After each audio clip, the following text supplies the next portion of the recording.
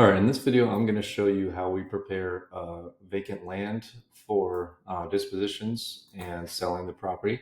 So I'm not really a land expert, but we did close probably 50 or more land deals over the last couple of years. I stopped doing land about a year ago now and turned my focus to houses more, but this is our process for when we get a piece of land under contract. So I just wanted to make this video in case it's helpful for anyone who is focusing on land. And shout out to Danny who messaged me on Instagram who gave me an idea to make this video. So I'm going to use this property here as an example. This is a deal that we closed last year. And I'm just going to pull up the address here. So this is the property that we sold. This is a piece of land. So it wasn't a house. That's why it sold so cheap. And as you can see on the street view, there was a house there before and it burned down. So it's actually a great scenario when you are looking for vacant land. If there was already a house there, typically that means there was already city water and sewer taps installed, and a builder can just come in and basically throw up a new house on the lot without doing too much work because the zoning is already there, the water and sewer are already there, and etc. So when we get a property under contract that's land, the first thing we do is verify the zoning and look at it on the GIS system.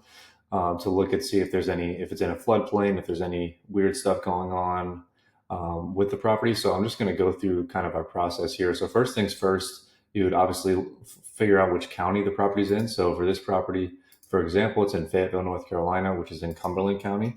So all I would do is open up a tab in Google and search Cumberland County GIS map. And it'll typically be the first result that pops up. So you would just type in whatever county your property's in, GIS map, and then typically it's just going to be the first link. And then some counties have multiple maps like this. So we're just going to go for this one, the GIS data viewer, which is just like the standard GIS map. We don't need to get too intense on doing this. We're just looking for a few basic pieces of information. So then what I'm going to do is type in the address here, which is 6968 Timberwood Drive. And this looks like the right one. Yep, this is it. So then that's our property here. So I might just zoom out slightly so I can see the whole neighborhood, and it will keep a little pin on your property so you can keep track of it. And then what we would do is go to the map layers, which is typically looks something like this. And we would actually, this is just a legend. So then it's right next door here. So this is a layer list. So then you can go through all these different checkboxes, and just based on what you're looking for, you can either check them or uncheck them. So for example, if we were looking to see if there was any wetlands near this property, obviously there's not because this particular property is within a neighborhood. But if we were checking for that, if there was maybe a more rural piece of land, then there might be some wetlands there. And you can also click on this arrow and it will show you the legend for that.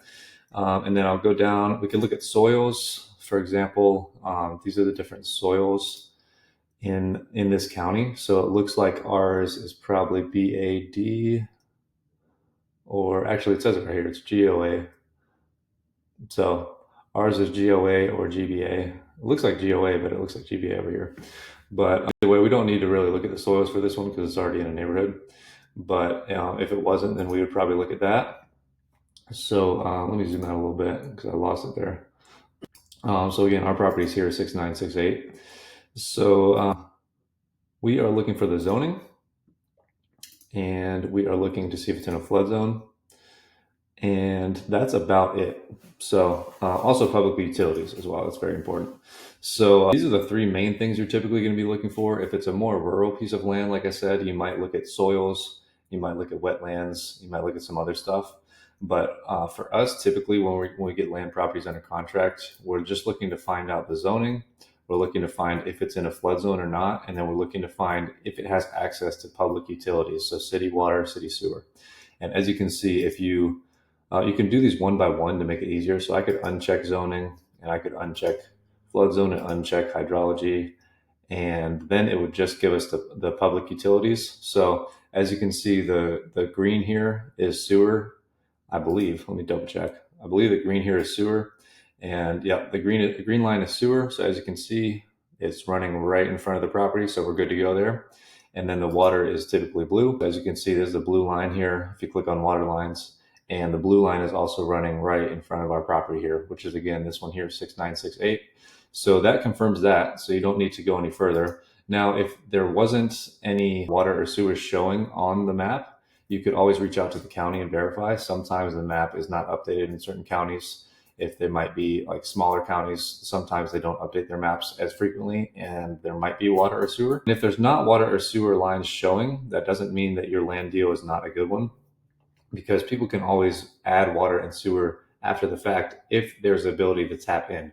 So that's another question you would want to ask the county if it's not showing up on your map. So the next thing is we look at the zoning. Zoning is very important because it shows you what can be built on the property and what type of uses. So typically the properties that we were contracting were just residential land, which is very straightforward. Sometimes they have different uses like commercial, industrial, and mixed use, for example. But for this one, as you can see, it's showing up SF6. So if you don't know what that means already, you would just open a new tab, search up SF6 zoning, and then the county that you're working in. So I would search SF6 zoning, Cumberland County, North Carolina, and then I would just open one of these tabs right here. So I'll open this first link to see if this gives us the right information. And you're just gonna have to do a little bit of research, like I'm scrolling down a little bit, but it's usually very easy to find. So as you can see right here, this is our zoning. And then we could just copy and paste this description here and include it in our marketing email, which I did exactly right here. So in our marketing email for buyers, we just like to give them all this information that we're doing research on so that they don't have to do the same thing. Obviously, they're probably going to double check you anyways, but then you're just providing them the information right here in an easy format so that they can know. So again, we just searched up SF6 zoning and then the county we were working in, clicked on the first link, and it was right here. So as you can see, this can accommodate single family detached residential development at moderate densities, 6,000 square foot minimum lot size. So all that means is that someone can build a property on this land as long as the lot size is 6,000 square feet or bigger. So that's the minimum lot size for SF6. For example, SF10 is 10,000 square foot lot size. So if we go back to our map, whoops, wrong tab, SF10 is right behind ours. And as you can see, their lot sizes are a little bigger and ours is SF6. So for example, if you had like a 20,000 square foot lot and it was zoned SF6, you could possibly put 3 houses on that property because it's a 6,000 square foot minimum lot size. Now you also want to check on the setbacks and if there's any buffers or anything like that. That's another thing that you can ask the county for. But typically, if it's in a neighborhood like this, you don't have to worry about all that stuff because there's houses all surrounding it and there used to be a house here. But I'm just saying, for example, on a different piece of land. So that's the zoning. And then we found the public utilities, we found the zoning, and we would also be looking for a flood zone if there's any flood zone here. So for this property, there's not because it's in a neighborhood. But if there was a flood zone, I would click on this box, and then it would show us these like whatever that is, like lines through the thing. So let me scroll out or zoom out and see if I can find a flood zone to show you, for example. So it doesn't look like any of these surrounding areas are in a flood zone. And another thing about flood zones that you want to look at is there's what's called a 100-year flood zone and a 500-year flood zone. And so if we're looking for bright blue, I don't see it. I think these over here actually are in a 100-year flood zone if we're looking at this color here. So what that means is that this land might flood once every 100 years. So it's really not that big of a deal, but it does require your buyer to have flood insurance on the property. So if your property is in a flood zone, you would want to let them know. For example, ours is over here and it's not in the blue color. So I don't think it's in a flood zone at all. And again, that's another thing you can check with the county on. So this is one way to do it, which is to look on the GIS map for all this information. Another way to do it, which might be a little bit faster, it's kind of a lazy way, is just to have the county do all that work for you. So you can search up whatever county you're working in, planning department. Typically, whoops, I didn't put the state. It's pulled up in Pennsylvania. Typically, if you just search planning department, it'll come up with contact information for these people. And so this looks like this is the right one. And I just scroll down and there's a phone number right here. And there's also an email. So I would just reach out to this person on the phone and you can ask them all the things that we just did over the phone. And usually they can tell you pretty quickly because they're very familiar with different locations. So all you would do is just call them up, give them the address that you're working on. So we would give them this 6968 Timberwood, and we can just ask the person who's working at the county, what's the zoning on this property? Is this property in a flood zone? Does it have access to public utilities, so city water, city sewer? If not, if it doesn't have access, is there an ability to tap into those utilities? And then if they say yes to that, you want to ask them what the cost is. Typically, they can give you an estimated cost on what it costs to tap in, which just means to install a tap on the land, which allows them to connect to those utilities. So if there's not already access, you want to ask them, is it in a location that would allow us to tap in the future? And then again, you can ask them about flood zone, zoning, and anything else. You can typically just ask them over the phone, and they'll give you the information. If they don't answer, or if you just want to double check for yourself, you can always use the GIS map here. But that's kind of an easier way to do it, is just to call them up and talk to them. Or if they don't answer, you can also send them an email and ask them those same questions in writing. And yeah, so then the only other thing that's left to do really for us when we're putting together our email blast is we just put whatever the property is, the zoning, the asking price, and then we'll put a quick picture and show the exact location. So in this example, we just did like a Google Maps screenshot and highlighted our property in yellow.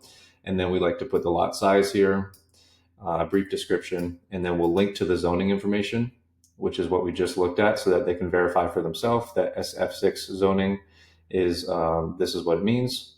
And then we'll also link the GIS map so that our buyers can do the same research that we just did, look at the property on their own.